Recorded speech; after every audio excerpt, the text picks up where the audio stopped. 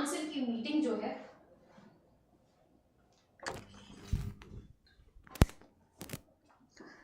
GST council की जो meeting है वो 2 दिन पहले ही कंक्लूड हुई है और उसके हाइलाइट्स आ गए हैं। बट यहां पर देखने वाली बात है, जहां पर जनता एक्सपेक्ट कर रही थी कि हेल्थ प्रीमियम के रेट्स में, हेल्थ इंश्योरेंस प्रीमियम के रेट्स में उन्हें कमी देखने को मिलेगी और बड़े बदलाव देखने को मिलेंगे जिससे आम जनता को रिलीफ मिलेगा, वैसा कुछ भी देखने में सामने नहीं आया है। रादर यहाँ पे मेजर सेंटर ऑफ डिस्कशन जो है वो पॉपकॉर्न बन गया है। तो आज के सेशन में, आज के डिस्कशन में हम यही समझेंगे कि जीएसटी काउंसिल की मीटिंग में मेजर रिकमेंडेशंस जो हैं क्या रहे हैं और ये क्या डिस्कशन चल रहा है ऑन द टैक्सेशन जो पॉपकॉर्न पर लगाया गया है। Hello students, welcome to Chahal academy. My name is Shubhangi Singh और आज हम इन डिटेल समझेंगे जीएसटी काउंसिल के मीटिंग के डिसीजन के बारे में, जिन्होंने टैक्सेशन पॉपकॉर्न पर, उसके कैटेगराइजेशन पर सेम रखा है और उसके साथ ही साथ उसकी एक्सप्लेनेशन भी दी है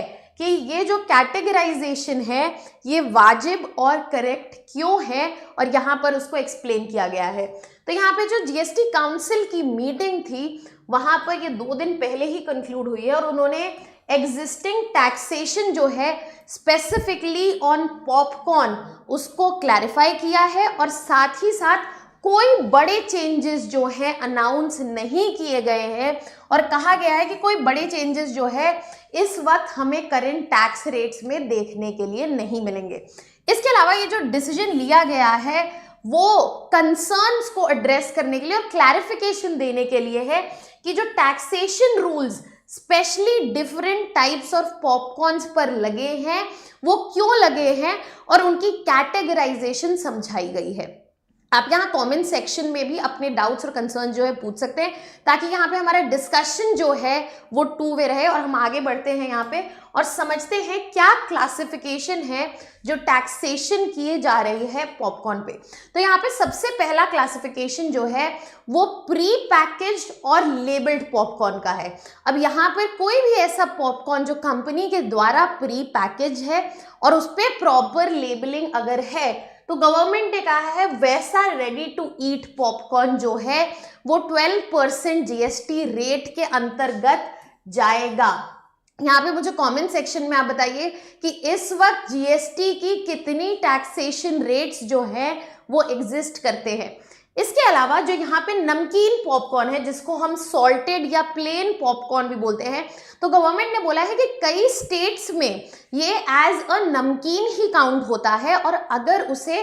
पैकेज या लेबल नहीं किया जा रहा है प्री, तो यहाँ पर हम उसको सिर्फ 5% जीएसटी रेट में रखेंगे और इसीलिए यहाँ पे इसको डिफरेंशिएट किया गया है कि प्री पैकेज और प्लेन पॉपकॉर्न में अलग अलग टैक्सेशन क्यों लगाया जा रहा है। इसके अलावा और क्लियरली समझाया गया है कि कैरेमलाइज्ड पॉपकॉर्न जो है बेसिकली ऐसा पॉपकॉर्न आप लोगों को पता भी होगा जिसमें शुगर कंटेंट होता है, येलो कलर का होता है, उसमें कैरेमलाइज्ड सॉस जो होती है वो यूज होती है जिसकी वजह से स्वीट टेस्ट करता है। तो उसको यहाँ पर कैरेमलाइज्ड पॉपकॉर्न को एक कॉन्फेक्शनरी की तरह माना गया है जिसकी वजह से जिसको एक डिफरेंट कोड भी दिया जाता है अदर देन रेगुलर पॉपकॉर्न और उसको बोला गया है कि 18% जीएसटी में रखेंगे क्योंकि इस पॉपकॉर्न में एडेड शुगर जाती है जिसकी वजह से एक तरह से इसको लग्जरी गुड की तरह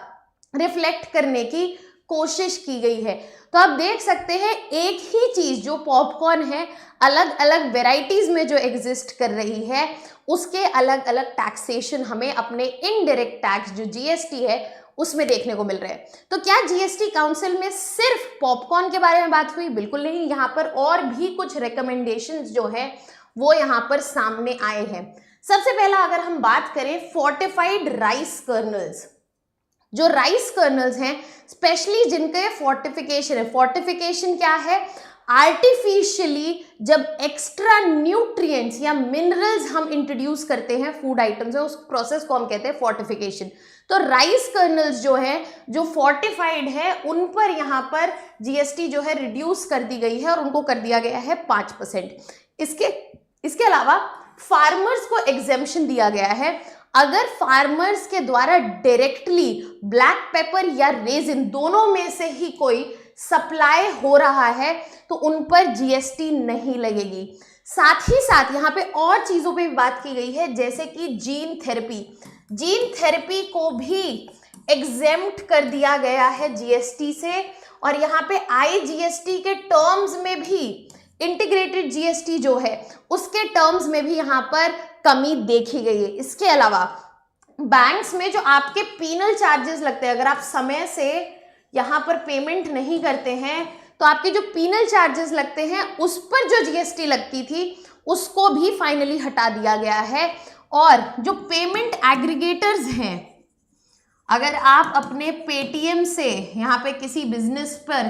पेमेंट कर रहे हैं और वहाँ वो पेमेंट जो है वो 2000 से नीचे है, तो यहाँ पे बिजनेसेस जो हैं उनके लिए ये एक रिलीफ है छोटा सा, इन छोटी पेमेंट्स पे जीएसटी जो है नहीं देना पड़ेगा। यहाँ पे बहुत सारी चीज़ों की बात तो हुई है, बट अगर आप ध्यान से देखें तो यहाँ पे कोई बड़ा डिसीजन जो है हमें आता हुआ क्लियरली नहीं दिखा है। अब ऐसे कई डिसीजंस थे जो एक्सपेक्टेड थे कि इस मीटिंग में सामने आएंगे, जिन पर फाइनली डिसीजन लिया। सबसे बड़ा एक्सपेक्टेड चेंज जो था वो हेल्थ इंश्योरेंस प्रीमियम्स में देखा जा रहा था, बट उस पर कोई डिसीजन नहीं लिया गया। इसके अलावा अगर हम बात करें जीएसटी, जो फूड डिलीवरी एप्स, चाहे हम स्विगी की बात कर ले, जोमेटो की बात कर ले, इन डिलीवरी प्लेटफॉर्म्स पे लगता है उस पर चेंज एक्सपेक्टेड था, उस पर कोई डिसीजन नहीं लिया गया। इसके अलावा एटीएफ,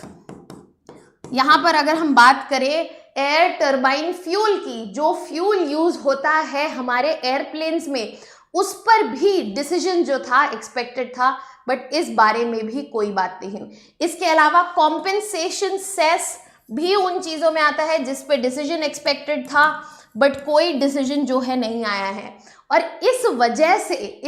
ये जो चेंजेस देखने के लिए मिले हैं वो काफ़ी छोटे और नैरो माइंडेड मिले हैं, जहाँ पे एक बड़ा चेंज हमें एक्सपेक्टेड था कि जीएसटी काउंसिल जो है एक बड़ा रिलीफ लेके आएगी इकोनॉमी के लिए, आम जनता के लिए, बिजनेसेस के लिए। ऐसा कुछ देखने को नहीं मिला है। बट डेफिनेटली हमें ये डायमेंशंस जो हैं अपने एग्जाम के पर्सपेक्टिव से हमें ये भी देखना होगा कि गवर्नमेंट कैसे बैलेंस कर रही है अपने रेवेन्यू को, जो कि टैक्सेशन के थ्रू हो रहा है, और साथ ही साथ कंज्यूमर इंटरेस्ट, और उनमें क्या चैलेंजेस फेस करिए। तो नेक्स्ट थिंग जो हम समझने वाले हैं इस पर्टिकुलर न्यूज आइटम से कि क्या क्या चैलेंजेस हैं गवर्नमेंट के सामने जब वो यहाँ पे टैक्सेशन को बैलेंस करना चाह रही है और कंज्यूमर इंटरेस्ट्स को भी फॉरगो नहीं करना चाह रही है। तो सबसे बड़ा चैलेंज जो उभर के आ रहा है वो इस वक्त कॉम्प्लेक्सिटी है, क्योंकि मल्टीपल टैक्स स्लैब रेट्स जो है एग्जिस्ट कर रहे हैं, और उसके अलावा जैसे कि पॉपकॉर्न के साथ हुआ, सिमिलर प्रोडक्ट्स पर अलग अलग जीएसटी के लगने की वजह से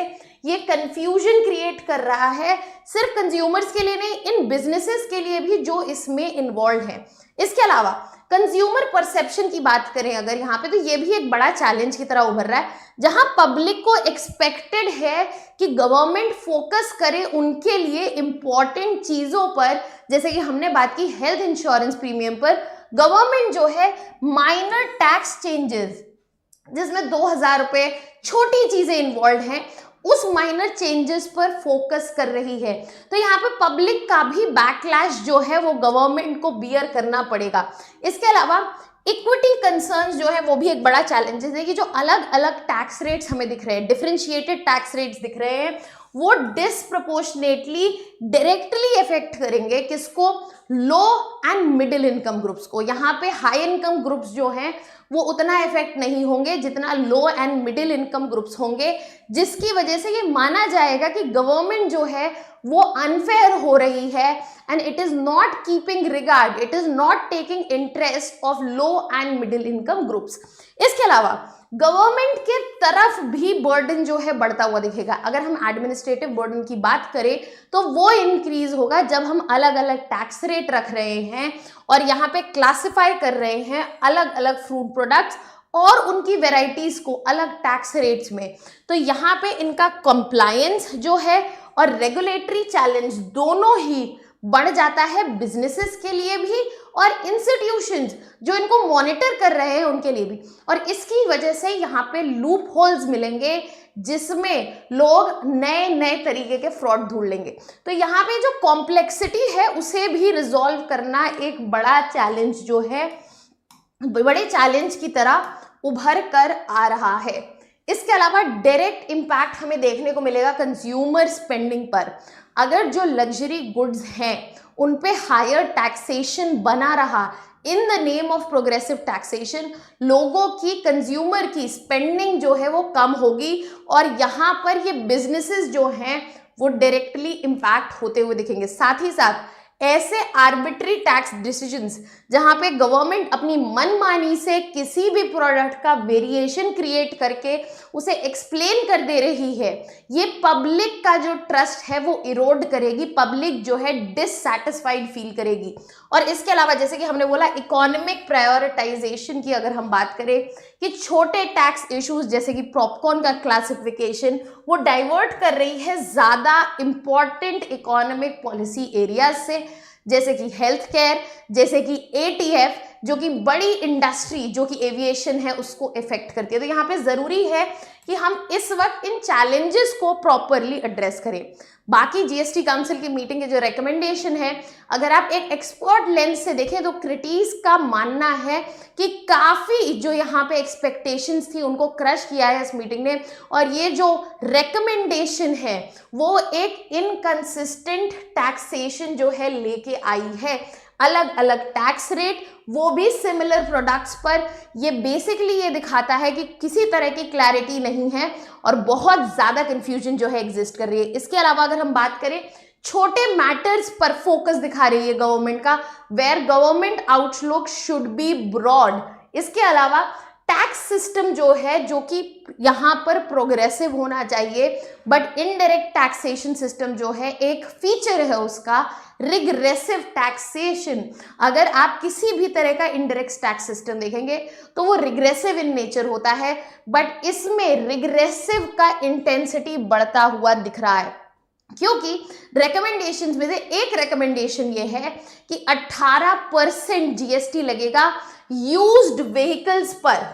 अगर इनका बाय एंड सेल होगा, सेल एंड परचेज होगा तो 18% जीएसटी लगेगा। अब ये गवर्नमेंट ने क्यों लगाया है? गवर्नमेंट ने तो ये इसलिए लगाया है क्योंकि वो ईवी की सेल जो है प्रमोट करना चाह रही है, but for people low income and middle income group जो कि सेकेंड हैंड गाड़ियां खरीदते हैं और बेचते हैं, उनके लिए एक नुकसानदायी चीज है, उन पर ज्यादा प्रेशर पड़ेगा। इसके अलावा लग्जरी गुड्स की अननेसेसरी प्रायोरिटाइजेशन, अगर हम कैरामेलाइज्ड पॉपकॉर्न पर फोकस कर रहे हैं और लग्जरी गुड को इसको अगर लेबल कर दें तो असेंशियल गुड्स की कौन बात करेगा? क्रिटिक्स का ये कहना है कि यहाँ पे ज़रूरत है कि गवर्नमेंट जो है इस वक्त असेंशियल गुड्स की तरफ ध्यान दे। इसके अलावा इम्बैलेंस टैक्स पॉलिसी, यहाँ पे क्रिटिक्स ने सीधा सीधा करा दिया है कि एक इम्बैलेंस टैक्स पॉलिसी है जो कि इंपॉर्टेंट चीज़ों पे फोकस नहीं करती है, लग्जरी गुड्स की तरफ इसका ध्यान है, और साथ ही साथ जो इम्पॉर्टेंट एरियाज हैं, ब्रॉडर इकोनॉमिक रिफॉर्म्स हैं, वो यहाँ से नहीं आए हैं। And last but definitely not the least, यहाँ पर जो इकोनॉमिक गवर्नेंस चल रहा है, उन्होंने बोला है कि गवर्नमेंट को प्रायोरिटाइज करने की ज़रूरत है कि अपने वो टैक्स डिसीजंस जो हैं वो डिटेल्ड टैक्स डिसीजंस ले, जहाँ पे उन्होंने प्रॉपर रिसर्च कर रखी हो, और क्रूशियल इकोनॉमिक इश्यूज जैसे कि affordable vehicles, affordable health insurance, इन पे फोकस करें rather than trivial issues. So now that we have understood the key recommendations, और इस मीटिंग के रिकमेंडेशन पर एक बड़ा चैलेंज क्या उभर रहा है और इसके अलावा क्रिटिक्स का मेजर आर्ग्यूमेंट क्या है वो हम समझ चुके हैं, तो यहाँ पर मैं ये डिस्कशन जो है कंक्लूड करना चाहूँगी। अगर आपके कोई भी डाउट्स और कंसर्न हैं तो आप हमें यहाँ पे चैट सेक्शन में डाल सकते हैं, कमेंट्स में डाल सकते हैं, और ऐसे और वीडियोस और कंटेंट रिलेटेड इन्फॉर्मेशन के लिए please subscribe to our YouTube channel. That was all.